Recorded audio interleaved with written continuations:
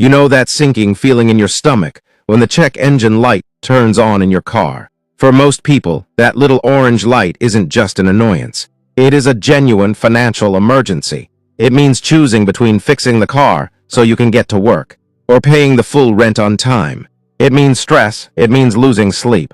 But imagine a different feeling. Imagine checking your bank account and, instead of panic, you feel a sense of calm. You see a number that makes you smile. You know that if your car breaks down, you can fix it. You know that if you lose your job, you can survive for months without a paycheck. Most financial gurus will tell you that you need $1 million to feel this way. They will tell you that you need to be rich to stop worrying. But they are lying to you. There is a specific number, a much smaller milestone, where your entire life changes. That number is $20,000. My name is Alex, and in this video, I am going to explain why the first $20,000 is the hardest money you will ever save in your life. We are going to talk about the physics of wealth, the psychology of poverty, and the mathematical magic that happens once you cross this threshold. If you are tired of living paycheck to paycheck, and you want to understand the real mechanics of building wealth, you need to listen to every word of this video. Let's start with the physics of money. Think about a rocket ship launching into space. A massive rocket uses almost 90% of its fuel just to get off the ground and break through the Earth's atmosphere. The first few minutes of the launch are the hardest. The engines are screaming, the vibration is intense, and the struggle against gravity is at its absolute maximum. But once that rocket reaches orbit, everything changes. It can travel thousands of miles per hour with almost zero effort. It floats.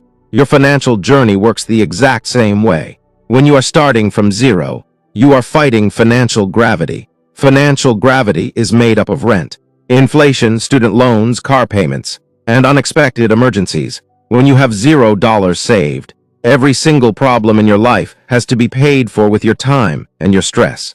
If you get sick and miss work, you lose money. If your tire blows out, you have to put it on a credit card and pay interest. You are pushing a heavy boulder up a steep hill, and gravity is trying to crush you. This is why saving the first $20,000 feels impossible. It is pure grind.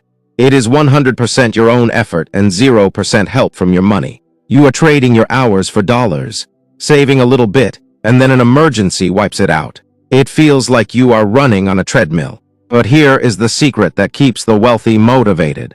Once you crest that hill, gravity flips. Instead of pulling you down, it starts pushing you up. There is a profound psychological shift that happens when you cross the $20,000 mark. Before this number, your brain is operating in what psychologists call survival mode. When you live paycheck to paycheck, your brain actually functions differently. There was a famous study done by researchers at Princeton University that found that financial stress drops a person's effective IQ by up to 13 points. Think about that for a second. Being broke literally makes it harder to think clearly. It consumes your mental bandwidth. You are constantly running background processes in your mind. Will my card get declined? Can I afford gas? What if the rent goes up? Because your brain is so focused on immediate threats, you lose the ability to plan for the long term. You take the first job offer you get because you are desperate, even if it has no future. You stay in a toxic relationship because moving out is too expensive. You buy cheap food that is bad for your health because it saves you a few dollars today, even if it costs you thousands in medical bills later. This is the trap of poverty. It is expensive to be poor, but $20,000 is the escape key. That amount of money represents roughly 6 months of living expenses for a single person, or 3 to 4 months for a small family. When you have that buffer sitting in a high-yield savings account, the background noise in your head goes silent. You reclaim your mental bandwidth. Suddenly, you stop making decisions based on fear, and you start making decisions based on opportunity. This is where the magic happens. When you are not desperate, you become powerful. Let's talk about your career. Have you ever noticed that the people who need money the least often get paid the most? It seems unfair, but it is a reality of the corporate world. Employers can smell desperation. When they know you live paycheck to paycheck, they know they own you. You won't push back on unreasonable deadlines. You won't demand a raise, you won't quit. But when you have $20,000 in the bank, you have what I call walk-away power. You know that if your boss screams at you, Or if the work becomes toxic, you can walk away. You can quit tomorrow and be fine for 6 months. You don't want to quit, but the fact that you can changes your entire energy. You walk taller, you speak with more confidence, you negotiate harder. I have seen countless people double their income within 2 years of hitting this savings milestone, simply because they finally had the courage to ask for what they were worth, or to leave a dead-end job for a better opportunity. Your savings account is the best career coach you will ever hire. It gives you the freedom to take calculated risks. Maybe you want to move to a new city for a better job. If you have no savings, you can't do it. If you have $20,000, you can pack your bags and go. That money buys you options, and options are the raw material of wealth. Now let's look at the math, because this is where the acceleration really begins. There is a saying in finance that the first million is the hardest. But to be more specific, the first 20,000 is the hardest part of that first million. Let's say you are able to save and invest $500 a month into an index fund that tracks the S&P 500 with an average return of 8%. Starting from zero, it will take you roughly 3 years to save your first $20,000. That is 3 years of discipline, 3 years of driving an old car, 3 years of cooking at home. It feels slow, it feels painful. This is where most people give up. They look at their account after a year, see $6,000 and think, I will never be rich at this rate. But they are missing the compounding effect. The second $20,000 does not take 3 years.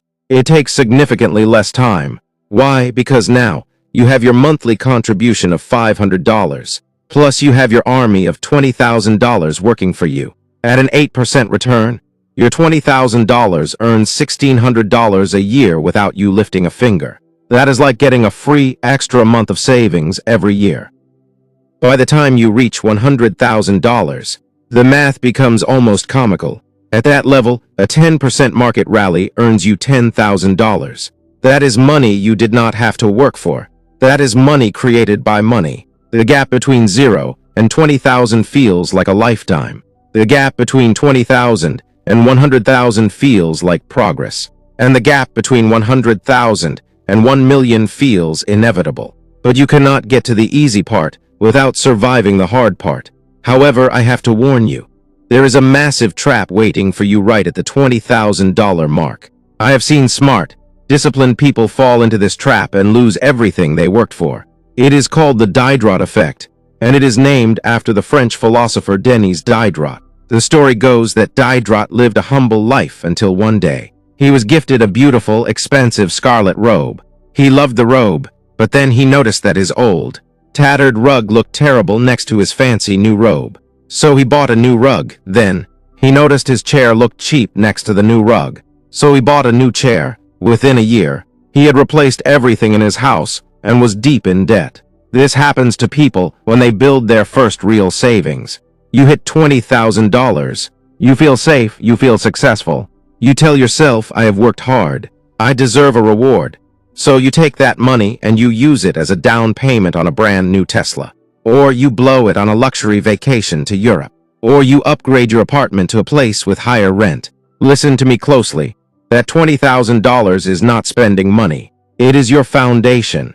It is the concrete slab that you are going to build your skyscraper on. If you crack the foundation to buy a toy, the whole building falls down. The moment you drive a new car off the lot, it loses 20% of its value.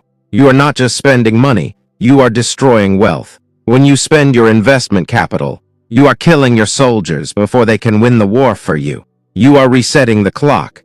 You are sending yourself back to the bottom of the hill to push the boulder up again. Do you really want to do the hardest part of the journey twice? Real wealth is boring. Real wealth is hitting $20,000 and then acting like you are still broke. It is leaving that money in the market and letting it grow into 40,000, then 80,000, then 160,000. The goal of the first $20,000 is not to buy things. The goal is to buy security.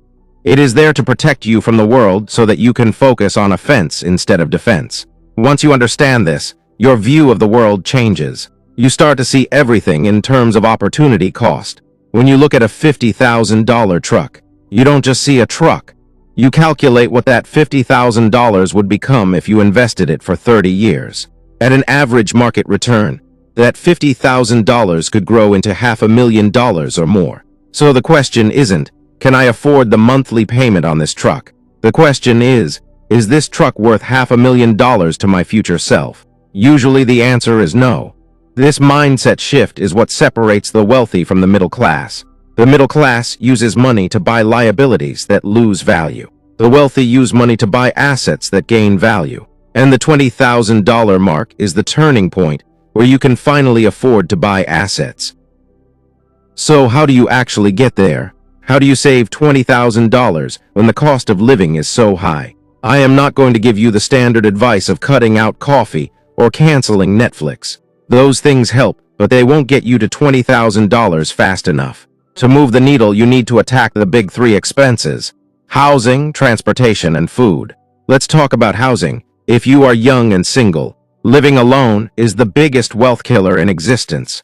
I know you want your privacy. I know you want your own place. But if you can get a roommate and cut your rent from $2,000 to $1,000, that is $12,000 a year in savings. That one decision gets you more than halfway to your goal in a single year.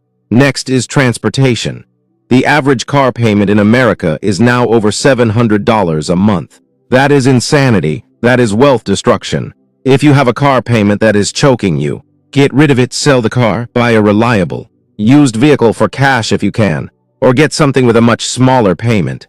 You do not need to impress strangers at a stoplight.